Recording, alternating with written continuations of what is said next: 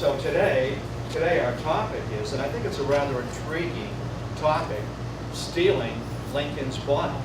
And when's the last time you ever heard of that caper? You know, stealing Lincoln's body.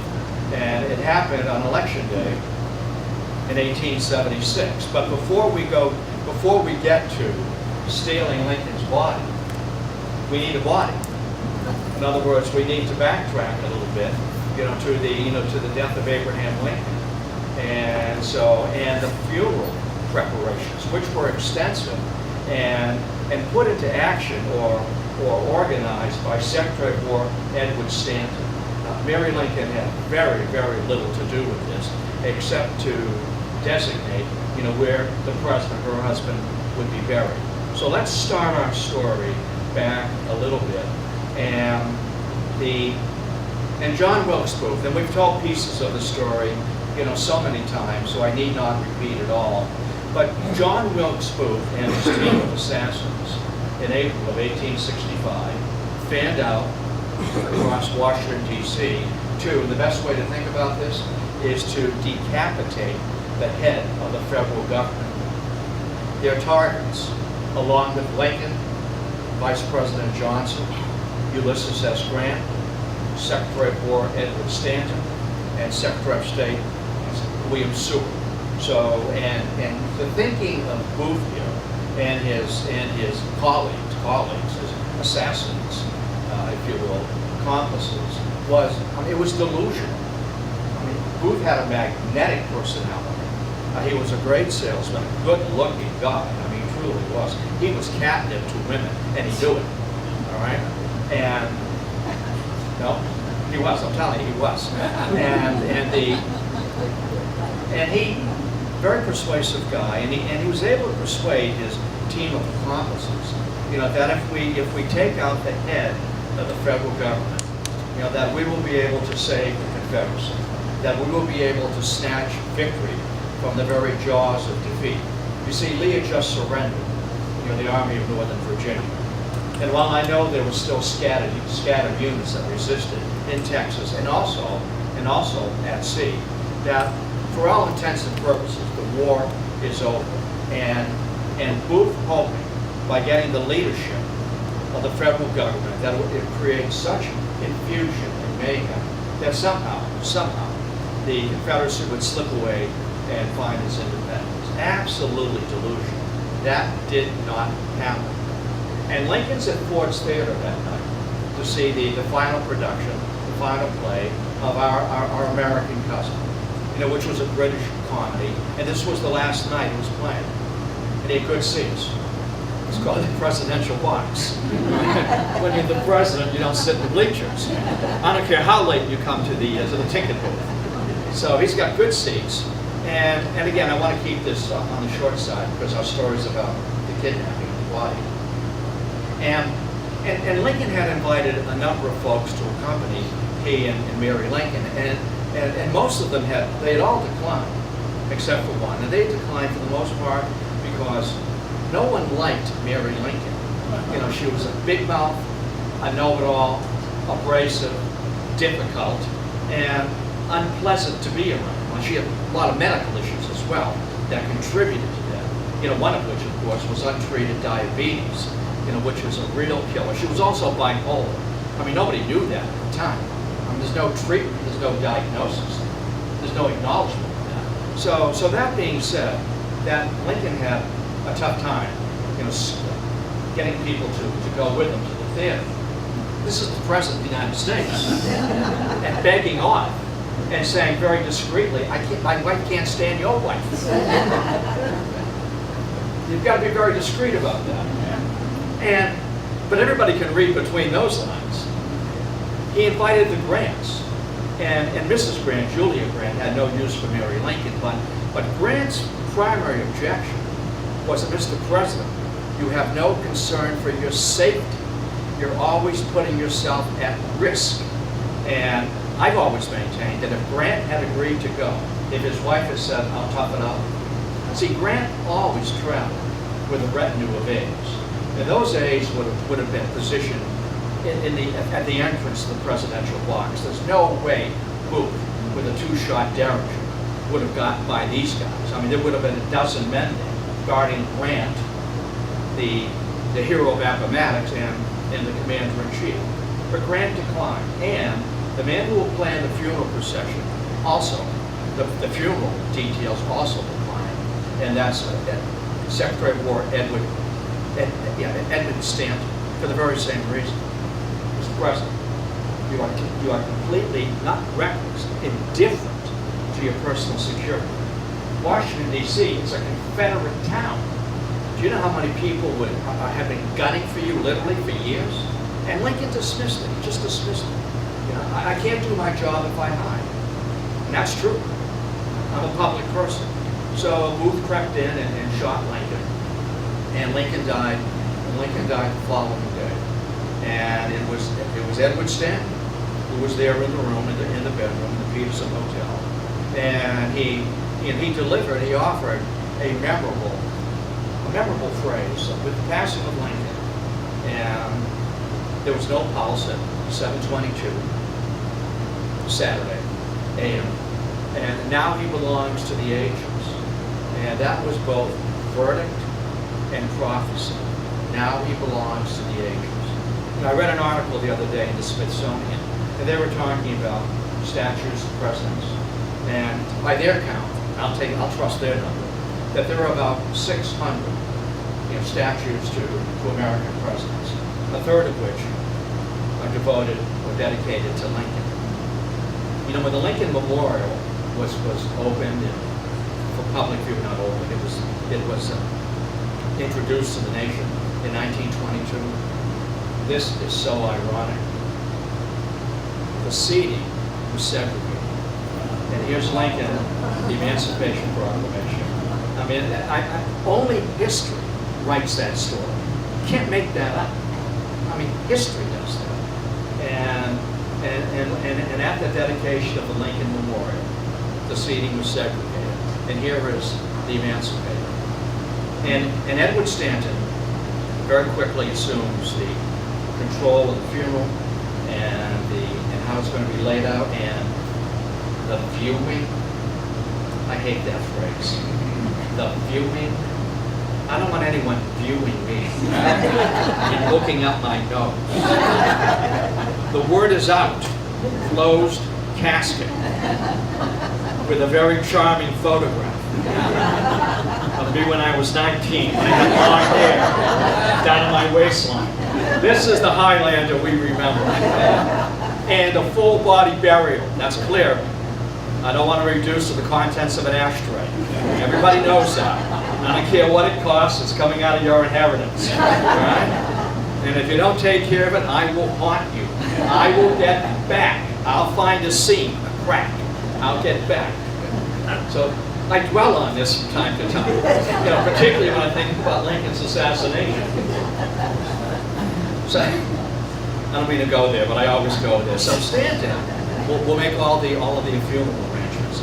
And the only role that Mary will play that she's capable of playing, she's so distraught, obviously. In fact, she did not leave the White House until May of 1865. Lincoln was shot in April. And until, Mary was well enough to leave and return to, Springfield, Illinois, she wandered after that now President Andrew Johnson just let her stay there. Let her stay there. Within 90 minutes, maybe 60 minutes after Lincoln's death, Andrew Johnson was promptly sworn in. And, unlike Lincoln, he really was not emotionally equipped to be President of the United States. He had anger. He had issues. He had a 2x4 on his shoulder.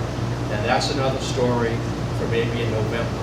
And I know I'm coming back in November because he was the first president of two to be impeached, and he brought it on himself. And when the oath of office was administered to Andrew Johnson within almost minutes after Lincoln's passing, that a few folks kind of looked at each other and kind of rolled their eyes because they noticed and then shared this with one another privately, that Lincoln has just died.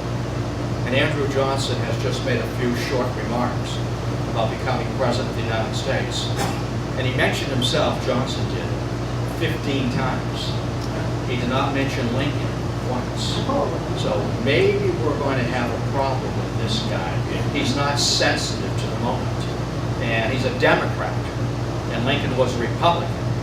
And you might ask, well, how did that ever happen? And maybe if we have time, I'll address that. And that's going to be the problem as well.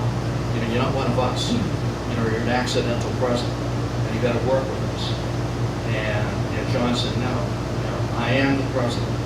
And I have all the authority of Abraham Lincoln. So we'll leave that out there for now. And so Johnson begins to plan the funeral arrangements. And he has the autopsy conducted, and it cost $260 for the autopsy. Short money back then. You know, $260. And as part of the deal, the contract for $260, that the two men who performed the autopsy would be on the funeral train, you know, bearing the casket of Lincoln, you know, back to Springfield. Why? There's no refrigeration, and we need to touch them up. We're going to have to touch him up because in 4, 5, 6, 7 days, he's going to start to darken a little bit. And we're going to have to touch him up because this funeral procession will travel 1,600 miles. And the way Stanton had it planned, the nation will grieve together. This is the first president to be assassinated. And such an outpouring of grief that Lincoln had never experienced while he was president. There were a lot of Lincoln haters out there, and Lincoln knew that. But I'm doing the job as best I can. In fact, Lincoln fully expected to be defeated in 1864 for re-election, and that in part is why Johnson, a Democrat, was on the ticket. But overnight, Lincoln became heroic, and the apotheosis began. The sanctification of Abraham Lincoln, and all one needs to do. And this is your homework, and it's fun homework. You know, just look at some of the photographs, the cartoon, the editorial illustrations of Lincoln's death, a grieving nation, and his ascension into heaven. He's being carried into heaven, you know, by angels. And depending on what illustration you're looking at, he's accompanied by George Washington and all of the saints in heaven. It's really remarkable stuff. And went out across the country, the public bereavement of a president. And that train, as it slowly wound its way 1,600 miles from Washington back to Springfield, and Stanton, as he initially planned it, that we are going to follow the very same route that the Lincoln train followed when it brought Mary, Abraham Lincoln, and the children from Springfield, Illinois to Washington, D.C. We're going to bring him home in death the very same way that he came to Washington, and as far as possible replicate all the stops so the nation can grieve. And if you look at the funeral train, or if you look at the car, you know, and the locomotive, they're all draped in black. And there's an enormous photograph of Abraham Lincoln where the cow catcher should be. And people by the tens of thousands, you know, standing by the tracks, standing by the bridges, or by the overpass, you know, and saluting, grieving, waving handkerchiefs, hands over their heart.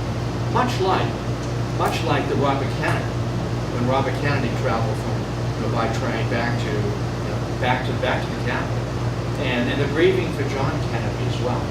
But for Lincoln, here's a man who saved the Union.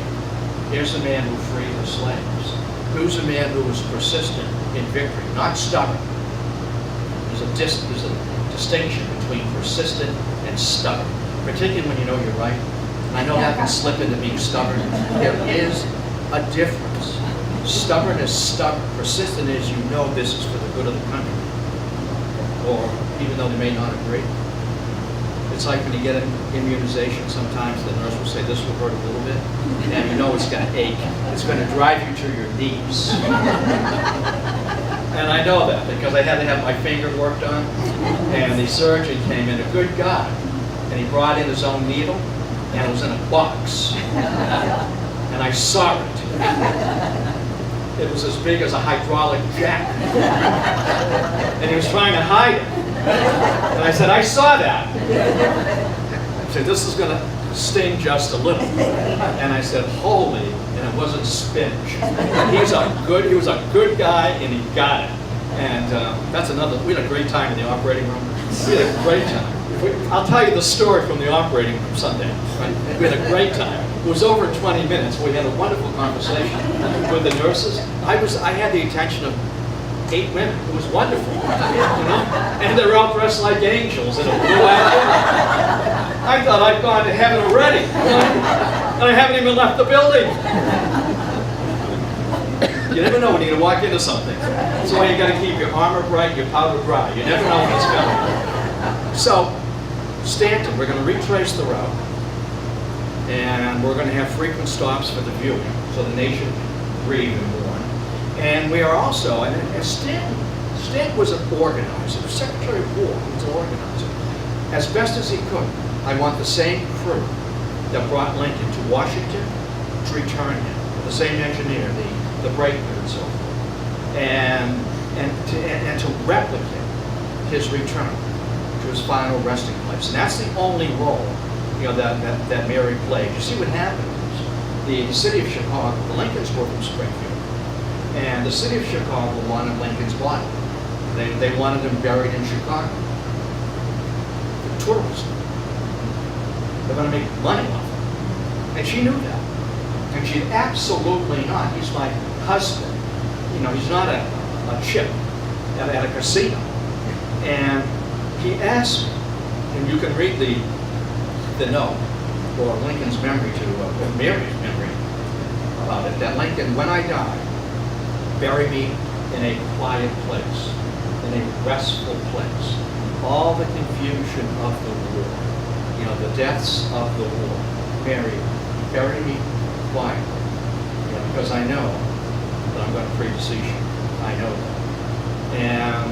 And she chose the family plot at Oak Ridge Cemetery, which is half a million, 600,000 people visit it annually. And it's quiet, it's restful, it's bucolic, and it was designed by William Saunders. And there's no reason why you would ever know that name unless you're a mortician. Any hands? That William Saunders designed a new type of cemetery at the beginning of the 19th century, and it was called the rural cemetery. You know the body is not buried in its below ground, of course, but not in a walled cemetery or in a crypt beneath a church like the Adamses are. And it's open, it's bucolic. It is statues, bird watching, total, that you can walk among the dead and to think, to ruminate, and you know, that thin veil. This is the rural cemetery. The thin veil between the living and the dead. You know, that crossover point. That there's a transparency point. And you know that Mary got caught up in that, didn't she? With spiritualists who were trying to, you know, bring her children back. And Lincoln knew that was a con game. He knew that, but he tolerated it because Mary needed it because of all the other issues she had. And boy, she did have issues. You know that she had issues and Lincoln had issues, but he began to address her as mother. Now, when you call your wife mother, right, some of the energy has gone somewhere else. It's fishing and golfing, or maybe bowling, or whatever. Mowing the grass. What a waste of time that is. It's worth $55 to have these 3 monkeys come in and do the yard in 20 minutes. It takes me 20 days. It's money well spent. And so we're going to make the same crew. We're going to replicate the same stops. And the rural cemetery movement, the closest, the best example close to home, and that's your field trip. That's your field trip, Mount Auburn. Mount Auburn Cemetery, 1831. And that is a classic of the rural cemetery. And back then, a plot at Mount Auburn, when it opened in 1831, was $60. Oh, not bad. I know it's not $60 today. Not at all. I mean, I'll bury you for $60. Whatever. I'll wrap you up in a towel and I'll put you somewhere. It's called Knowing Where the Bodies Are. Oh yeah, I know where your dad is. Well, I can find him for you. He's over here somewhere. As the train began to make its trip back to Springfield, the plan was that there would be 12 viewings. And that is to say, literally, the body would be removed from the funeral train and put on public viewing for hours. And that began in D.C., where thousands of people lined up and in parallel line, to look into the face of Abraham Lincoln. And Robert accompanied his father back to Springfield. Robert, his oldest boy. And Willie did also. Willie was disinterred, but Willie had died of typhoid fever, in 1862, February, March of 1862. And again, Mary never got over that. Eddie had died, their firstborn, secondborn. Willie had died. She was so concerned about Tad. Tad was 18 or 19, and Tad would be, she hoped, would be her sheet anchor. That Tad at 19, would help her to recover, to cope, to manage the grief. Her dad had died. 3 of her brothers had died, fighting for the Confederacy at the hands of Lincoln, if you will, if you really extrapolate that.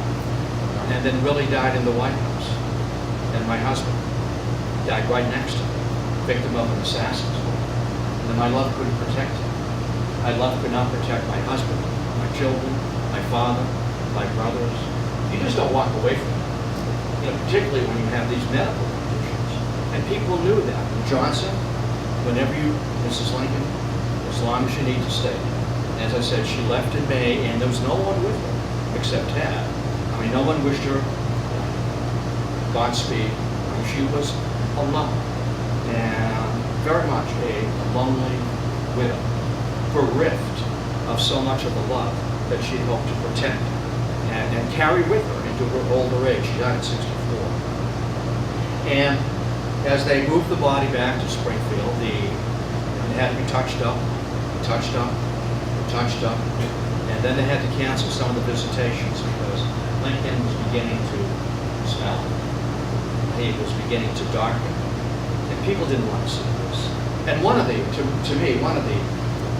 Whitman's poem captured so much of it, Captain, my Captain. And I know that all of us have recited it probably in the nursery. And while it's simple, in its simplicity, it's beautiful and direct and wrenching. Captain, my Captain. My Captain lies cold and dead. You won your war. You saved the Union. You freed the slaves. Walt Whitman wished he had never written that poem. And I'll tell you why.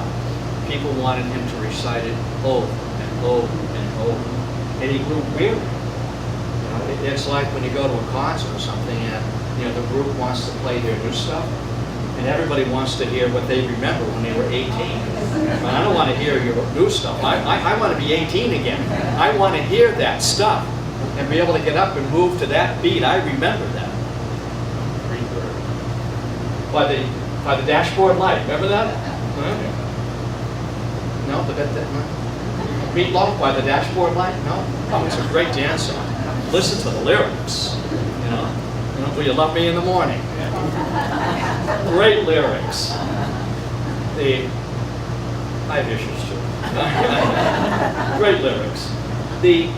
So Lincoln is buried. He's buried in Oak Ridge in May of 1865, and that's the end of the story. People write about it, and the Gettysburg Address is rediscovered, for the great epistle that it became. We've all memorized that at some point, haven't we? And it's Father Abraham. It's a letter not to the Corinthians, it's a letter to the theologians. You didn't think I knew that, did you? Aren't you proud of me? I know, I'm proud of myself. I can't spell it, but I can pronounce it. And the Gettysburg Address was rediscovered and re-remembered as we remember it today. And then the story, went away. Robert presided over the burial in the family tomb, as I said. Billy was buried there. There's no record, at least I have no record, I've never read, where Mary visited the tomb. It was too hard. Sometimes we're asked to bear more than we can bear, and it was too hard for her. And there was simply a simple padlock at the gate, and Lincoln's in the tomb with her. It's a very thin gate, bent it almost like a piece of aluminum foil. I'm exaggerating just a little bit. Just a simple padlock, but there was no guard, and the story was over. The agony of reconstruction, and the plight of the freedmen, and Andrew Johnson's difficulty, and whether or not we want to impeach Andrew Johnson, and he was, but he was not convicted. He escaped by one vote, being convicted and removed from office. And let's go to the stealing piece, part two.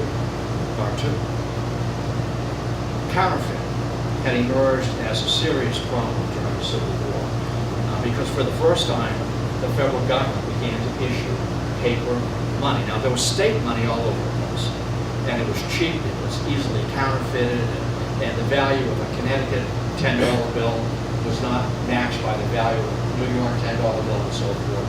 It was a hodgepodge of money.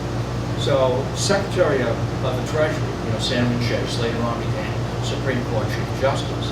We need to print money backed by the United States government to be able to fund the war, and that led to a real outbreak of counterfeiting. And the first job of the Secret Service is a sub-branch of the Treasury Department, isn't it? And their first major job was to safeguard the currency.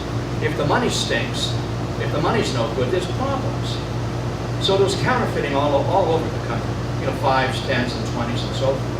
And there was a terrific counterfeiting ring, working out in the Chicago, Springfield area. They were good. Their stuff was better than the government stuff. And I have a reason for saying that. Because they grabbed the master engraver, the master plate maker. His name was Ben Boyd. And Ben Boyd's dad had been an engraver, had worked in metal, and that's what he did for a living. And he was good. And his son was his apprentice. And this is a case where my son is better than I am. His father lived an honest life for the rest of his days. The kid went into Chicago, and Chicago was actually a hotbed, of crime and saloons and brothels and fast living and so forth. It still is in part. I'm from Chicago.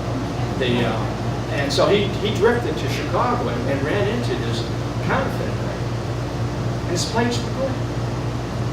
And the boss of the counterfeiting was Big Jim Keneally. Big Jim Keneally ran a saloon, and that's where all the stuff, all the plans took place, over there in the corner.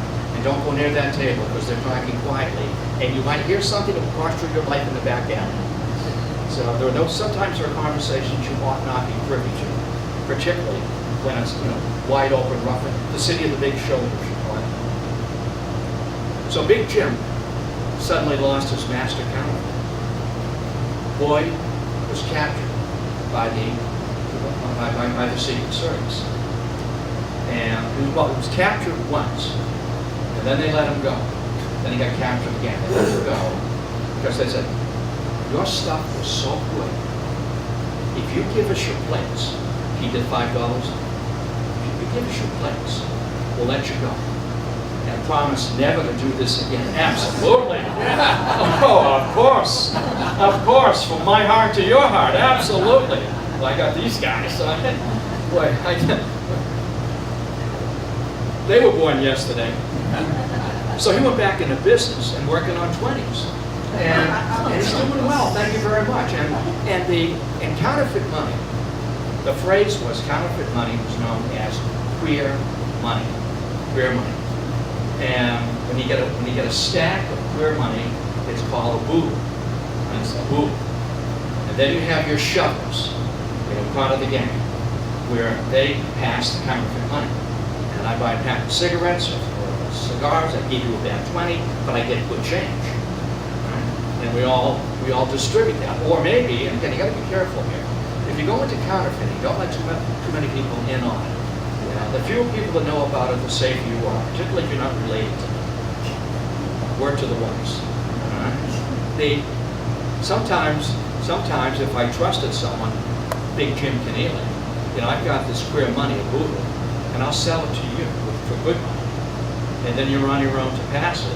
And maybe you got a stack of $100. Maybe you can turn that queer money, you know, into $50 or $60 of good money when you buy cigars. It's all very complicated, but it isn't. It isn't when you keep track of it. So he got grabbed again. Ben Boyd got grabbed again. You're going away this time. You're going away to Joliet prison for 10 years. You're going away. Once fooled, shame on you. Twice fooled, shame on me. I got you this time. Now, the gang. How do we spring? How do we spring Ben Boyd? How do we spring the master counterfeiter? We need him out. So, Big Jim Keneally, we have to have a meeting. We have to have a meeting in my bar, all right, in my town. We're going to meet. Guys, you ready for this? I have a plan. That's why I'm the boss. That's why I'm Big Jim. We are going to steal Lincoln's body. Big Jim. You've had too many shots. Another round, Elizabeth, for the boys. We're going to steal Lincoln's body. Say what? We're going to steal Lincoln's body. Okay. When? How? What? We're going to steal Lincoln's body. And I've scouted where he's buried. There are no guards. It's black as a swamp at midnight. The gate just about ripped off the hinge. With a pair of strong cutters, I can cut that padlock. And we're going to sneak in, and we're going to steal the body. Why do we want to do that? That's why I'm Big Jim. We're going to throw the body into a wagon and bring it up the road to Indiana and bury it in a sand dune. Okay, Big Jim. Then what? Then we're going to make an offer to the federal government. We'll give you Lincoln back in return for Ben Boyd and $200,000 in gold, hard money. We don't want any fake federal money. Big Jim. That's brilliant. Big Jim. Who would have thought of it? That's why I'm Big Jim. That's why I'm Big Jim. Another round, Elizabeth. Okay. When are we going to do this? That's the beauty of it. I have it all figured out. We're going to grab the body on election night in November of 1876. Why? Because everyone will be down at the telegraph office to see who's the next president, who's the next House member, who's the next senator. And by the way, that was a boisterous selection of 1876. So everybody will be distracted by a national election. Everybody will want to see the results. No one will be paying attention to Lincoln's body. We're going to get a wagon, we're going to get a horse, and we're going to slip in and grab it. Okay, Big Jim. I'm in. This is brilliant. Who would ever have thought of this? That's why I'm Big Jim. Brilliant. Now, one of the gang members, his name was Smart, Robert Smart. He wasn't too smart.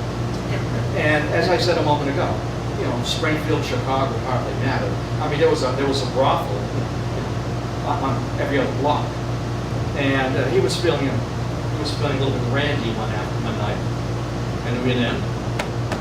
He's got his queer money, and sitting down, you know, chatting with the madam, and is there a young lady available? Oh yes, she'll be. Are you done, Margaret? She'll be right down. All right. So the deed is done. And before he goes upstairs to Margaret, he tells her name was Belle Bruce. I can imagine her. Can't you draw her Belle Bruce? She was the madam. And he had a couple of pots because he'd gone from the tavern across the street. You know, I I need to sleep tonight, gotta take care of stuff. So he went across the street, and he told Belle about the plan. Now, if she's the madam of the brothel, guys talk, particularly if they have too much to drink. They talk too loudly, they keep repeating themselves, don't they? You know that. And so, so he goes upstairs, he leaves, and Margaret comes down. Belle, he paid me in counterfeit money. What? Yes, he paid me in counterfeit money. Oh, that's you can finish that sentence. Counterfeit money. I'm gonna get him. Nobody comes in here and swindles me. I'm a businesswoman. I'm providing a service, and it's decent, it's safe, it's clean, and he swindled us. There's no honor among thieves, between thieves. I'm gonna turn him in. I'm gonna buy myself some protection. So she goes down to the police department. She talks to the chief. Hell hath no fury as a woman who's been paid in counterfeit money. Believe me, that's the worst thing you can ever do. They're gonna track you down. So she goes to the cops. So I got a story for you. Okay, they all knew who they were. They kept busting her and shake down money and so forth. I said, I've got a story for you. And I want you to promise me when I share this story with you, this is going to make you famous. They can if you work it right, famous Amos. You don't shake me down anymore. You don't ask me for protection money. I'm a businesswoman. I'm running a good, clean business. There's never any trouble in my place because I can't have trouble. What do you got?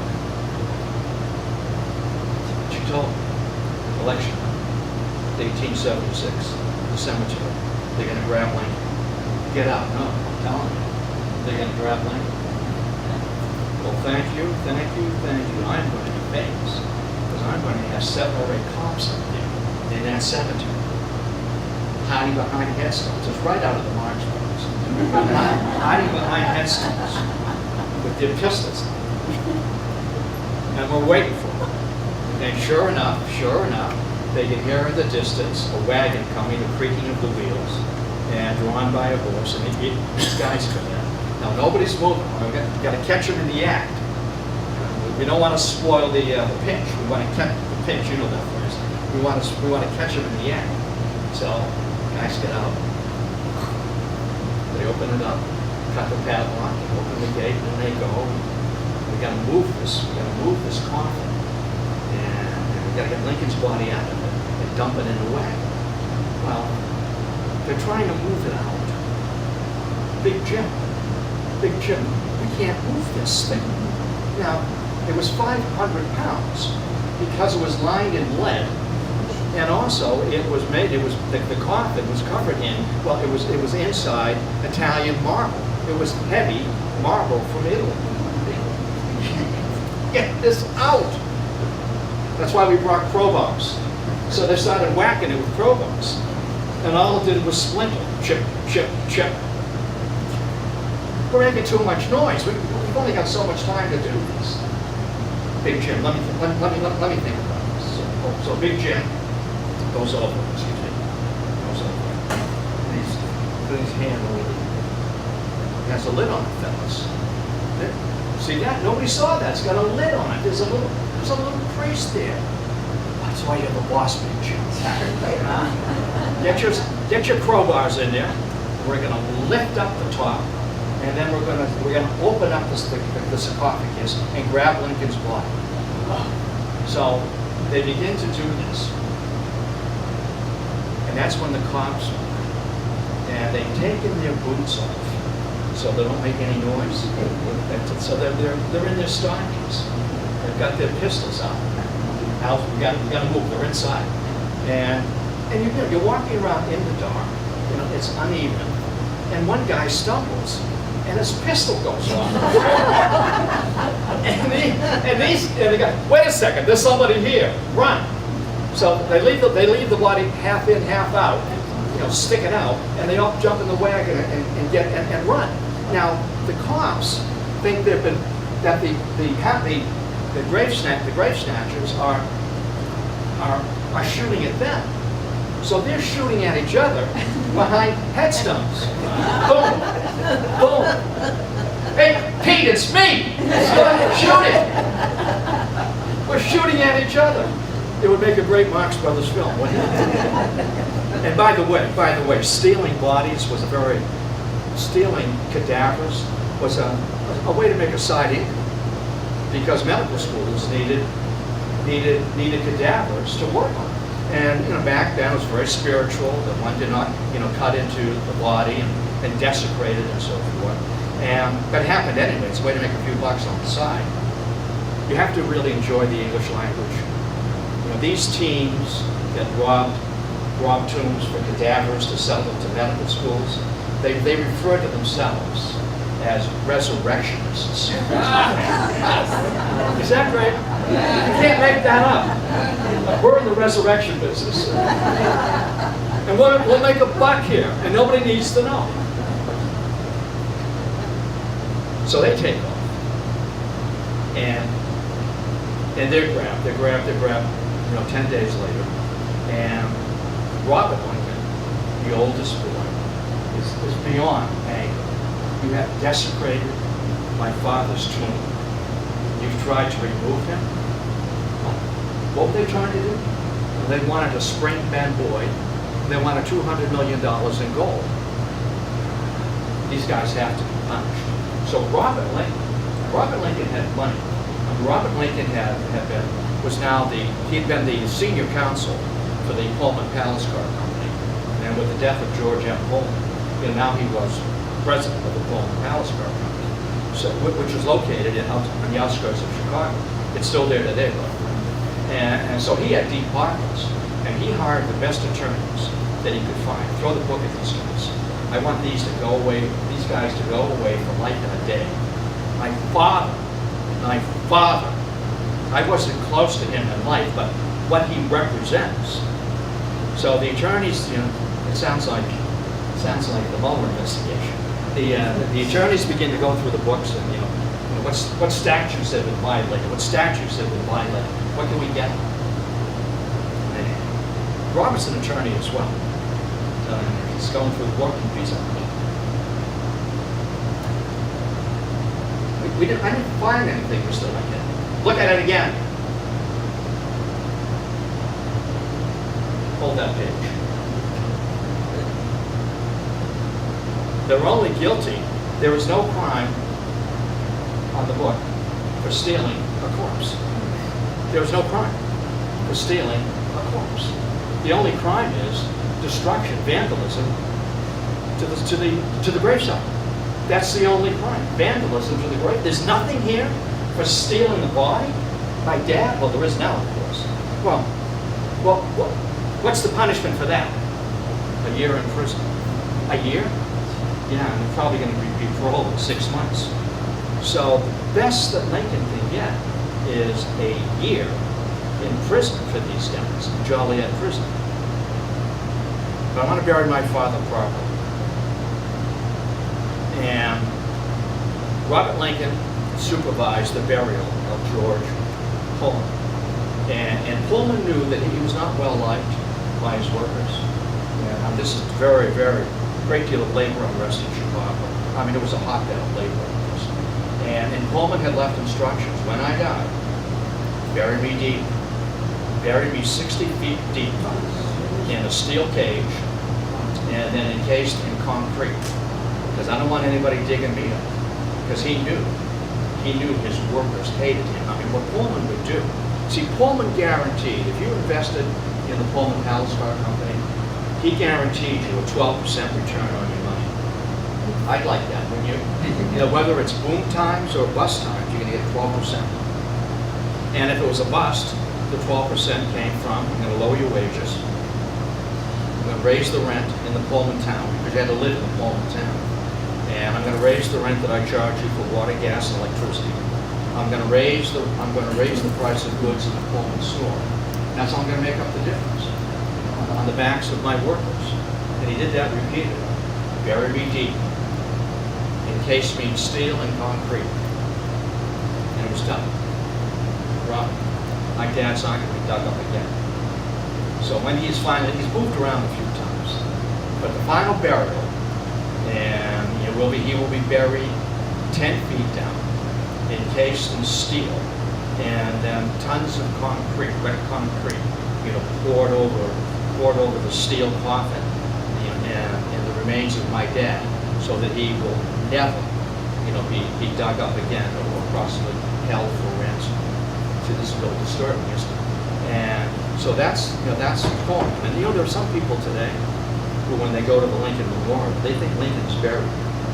He's not, obviously. But if you go to where Lincoln is buried, and it's a beautiful, beautiful sarcophagus. It's bronze, it looks lovely, but he's not in it. It sits on top of 10 feet of concrete. He's below it, the great emancipator. And that's where our story winds up, and it's rarely remembered, infrequently told. And the nation mourned in 1865. Now the election, just a word about the election. The election was really, it was hot news. And just a word about the election. It was rough. It was the Hayes-Tilden election. It was Rutherford B. Hayes and Samuel Tilden. And and this kept people at the telegraph office. The magic number in the Electoral College to go to the White House was 185. Today it's 270. That was the magic number. 185. And as returns came in, and they were tabulated and posted, that Tilden had 100 Democrat. Tilden had 184 in his pocket. Good. One vote short. One vote short. Hayes had 165 in his pocket. 20 votes short. There were 20 votes out there, electoral votes, that were being disputed by the Tilden people and the Hayes people. 20. Tilden needs 1. Hayes needs 20. And what a surprise. A deal is cut. A deal is cut. This was a long time in coming, and it had to be, and it was done by a committee formed by members of the House, the Senate, and the Supreme Court. Very bipartisan, or maybe partisan. And here was the deal. The Tilden people said, we'll give you all 20. Would you be surprised if I told you that some of the disputed electoral votes were from Florida? The counting machines weren't working there either. From Florida. So the Tilden people cut a deal with the Hayes people. We'll give up the presidency. We only need 1. You need all 20. We'll give it to you. We'll turn them over to you. Now here's what you will do for us. As soon as you're sworn in 1877, all federal troops that are in occupying the defeated states of the Confederacy will be removed, and the word is the South will be redeemed, and the Northern occupation will end. And it was so much easier for a Republican to do that than a Democrat, because the South was so Democrat. So Hayes carried out this Faustian bargain, and that really was a problem for freedom now, wasn't it? The Klan and the hanging and the burning and so forth. And boy, you better not let the sun cast a shadow on you this morning. Keep moving, son. Keep moving. So it was a contentious election, and there was a compromise of sorts. And that pretty much puts an end to our story. Now, I know you might have a question or two, and you can go anywhere with that. I know I opened up a number of windows here. I should have. I've opened up a number of windows here for maybe a question on certain pieces of it. Embalming, by the way, I'm going to interrupt myself. Embalming became very widespread during the Civil War because of the concept of viewing, and particularly for northern families. I don't want my boy to Massachusetts. He's from Michigan. Just thrown in a mass grave or buried in the forest in some wood plot in Georgia. I want him home. I want to bury him in the family plot. And embalming became very, very popular and widespread during the Civil War years. And if you look at some of the photographs by some of the photos, some of Matthew Brady and others, that you'll see accompanying the troops, there are wearers, embalmers wearers. And what you would do as a soldier, you'd sign a contract with this guy. If I don't come back, come looking for me on the battlefield. This is what I look like. And maybe he took a photograph of you. Come looking for me. maybe the family signed a contract with the embalmer. I'm looking if he doesn't come back, my son, my brother, my husband. So these embalming wagons are there, and they would move them on the battlefield and drain the body of blood and pump it up with iron, put it in the box, and ship it home. So you're buried in Michigan or Massachusetts. So for Lincoln to be embalmed, and he was the first president to be embalmed, that was the cutting edge burial technology, if you will. So you can take that home and think about it as well. $60. I'll bury you for $60. Absolutely. $60. And I'll have a wagon.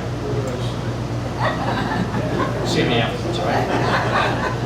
I have a table out there. I always usually get 4 or 5 subscribers. I'll be there for you. Right? I'll be there for you. You'll be the last to let me down. I'll even do the service. I know a little bit of Latin. Yes, sir. Could you elaborate on the fate of Mary Todd Lincoln's brothers? Her brothers, she had 4 brothers, 3 of whom volunteered in the Confederacy. And I don't recall which battles they fell in, but they were talons, of the Civil War. And in Mary's mind, and I can see this, my husband sent Union armies, and they killed 3 of my brothers. And you can see how she would go through that. Mary drifted after that. She drifted. She was haunted by, she said, there were Indians haunting me, and people wanted to steal my money. Mary was a clothes horse, and she had dresses specially made with pockets, so she could put gold certificates, stock certificates, and she always carried money, and it was fearful. Tad died. Tad died of tuberculosis, and that left Robert. And Robert was a Todd. He wasn't a Lincoln. He was cold. He was distant. He was removed. He wasn't a loving son to either mother or father, and that could be grievous. And she would continually write to Robert, telegraph, "Are you okay? Are you okay? Are you okay?" I lost everything. Ma, I'm okay. I'm okay. Stop it. I'm okay. And finally, it got to be so burdensome, and for his wife as well. His wife's name was Mary. Interesting, huh? But what happened here is that Robert had her evaluated by a team of psychiatrists. They weren't called psychiatrists back then. They were called alienists, which is an interesting term. I'd rather there comes the aliens. Be careful, don't say anything about me or to me. I've got it all. I can dissect you emotionally in a moment. So the doctors evaluated, and they told Robert, she was there 3 or 4 months, that we can't hold her. She's not emotionally sick. She's not sick. She's not mentally ill. She's ill with other conditions they didn't know about. But she is a broken woman. So much death, so much pain. She's been asked to bear too much. She's not mentally ill. She's a broken woman, and we can't hold her. And she wanted. And eventually she made her way back to Springfield, Illinois.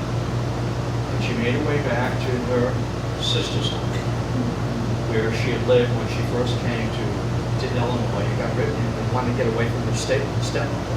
You see, Mary was Daddy's little girl. And when Dad remarried, when Mary's mother died, Dad remarried very quickly, even for those times, in 5 months. He kind of raised eyebrows. Then went on and had 7 more children, with his new bride. And Mary felt that. I'm part of the first marriage. And as the new Mrs. Todd said, Robert, we have a life together. This is our marriage. We have our family. And your children from your first marriage, I love them dearly, what you did. And Mary felt that sting. She felt that I've been pushed away by my stepmother, who doesn't want me near my biological father. And he bought into that, and he let it happen. And I gotta get out of here. When she died? She would have been in her mid-50s, which is old back then. I mean, it's 1865, and that's an old middle age. Today is, you just cut your back teeth, your molars. So, and you're still seeing a pediatrician. You know the guy, and he's been with you since the beginning. I love that, students get crazy when I'll say things, and yeah, I still see my pediatrician. What? Oh, man, you are sick, Dr. Heinlein. Sick boy. They don't say it just that way, but I can tell. Which is fine, it keeps them on their toes. You gotta keep students on their toes. When they finish. And then, so Mary wound up back in Springfield, living with her sister. And back in the same bed, that she had slept in the very same bed when she first moved to Springfield, and where she met that wonderful man whom she loved dearly, Abraham Lincoln. And remember, he broke the engagement, didn't he? He broke the engagement because I can't imagine myself being married, and being a father. So he broke the engagement. And Mary, who was, she was available, and guys came recording, and ding dong, guys came recording, and Mary said, I'm going to wait for him. I'm going to wait for him. He's my guy. I'll wait for him. He'll come around. He'll come around, Joe. He'll come around. And he came around with the ring, and proposed marriage again. And what prompted him to do that is that his good friend Speed, Joshua Speed, who he had rented a room with, they were both attorneys, had gone back to Kentucky to get married. And Lincoln wrote an indiscreet letter to Speed. And Lincoln could be that way. Tell me, Speed, how miserable are you? That's what he said. How miserable are you? And he wrote back, this is the best thing I've ever done. I should have done it years ago. So that gave Lincoln a little bit of courage. And he went to the home, rang whatever, and Mary accepted on this condition: we do it this week. That's negotiating, right? I waited for you. The answer is yes, but it's this week. It was a Tuesday. They were married on a Friday, below the bedroom where Mary now slept, alone. And as she said, she always pulled the other side of the bed down. And she said, this is the president's side. I always pulling the bed, pulling the covers and the sheet down with the president. She never got over it. Never got over it. No, I was just wondering what happened to Mr. Boyd and... They went to jail. They got a year. They got a year, and I'm sure they were, maybe they weren't. Counterfeit, they were going to try to spring. Oh, he was in jail. He did his time. We're not letting you on. You're too good. You're too good. And the Secret Service role of protecting, the president, was not formally introduced until the assassination of McKinley. So, you've got Lincoln and you've got Garfield and McKinley within 30 years, 10-year spread of 3 presidents being assassinated. And that's when the Secret Service picked up the role of protecting the president, dignitaries, members of the cabinet, or anyone, whom the president designates as being worthy of Secret Service protection. I've asked. I've enemies. I never got that protection. What was Andrew Johnson charged with in his impeachment? Andrew Johnson was charged with, this is another whole story. He was charged with removing members of his cabinet without Senate approval. By that I mean the Senate approves cabinet choices, and they do it routinely. This is my team. This is like Alex Cora. He has his batting coach, his pitching coach, bench coach.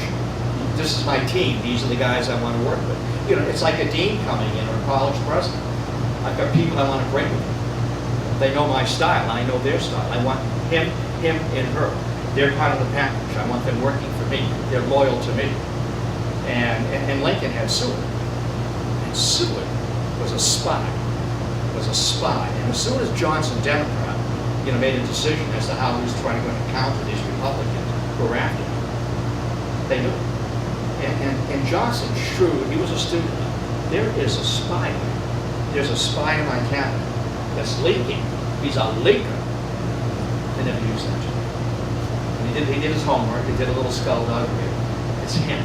It's Edward Stanton. You're a Republican. You're one of those radical Republicans, and you're making my life miserable. You, sir, are fired. You are fired. You cannot fire me, Mr. President. I'm protected by the Senate. I said you're fired. Clean out your office, clean out your desk, and clean out your filing cabinet. And he did. And that led to the charge that you have done three things. You have violated the Tenure of Office Act. Secondly, that you are acting unpresidential. He drank a lot, and it got in the way of his public speaking. He would lose his temper. And so you're acting unpresidential. You have violated the Tenure of Office Act. They never said this, we don't like you. And that you are disrespectful to Congress. By that they meant that Andrew Johnson, on the speaking in the 1866 election tour, talking about who was really responsible for Lincoln's death, he said, there were some Republicans in this Congress, in the Parliament, and they were pleased that Lincoln was killed because they wanted no part of Lincoln's with malice toward them. They wanted to punish the Senate. And then the crowd asked, name names. You want names? This is very intemperate. You want names? I'll give you names. Charles Sumner of Massachusetts. I'll give you names. George Julian of Indiana. I'll give you names. Thaddeus Stevens of Pennsylvania. I'll give you names. Ben Wade of Ohio. Now, these Republicans are stunned. You're up there accusing us of being somewhat complicit in the death of Abraham Lincoln. And you would have got me, because I was on that list. But guess what? When that assassin showed up, I wasn't there. I wasn't there. And he sat at the bar and got drunk waiting for me and wandered away. I was on that hit list. Can you imagine that being said today? I can. What? What great theater. So there you go. But that's another whole story for another morning. I'll see you all later. Be well. It's always good to socialize, isn't it? It's always good to get your history with the bark off. Or at least the Highlander spin on it. I'll spin a story for you.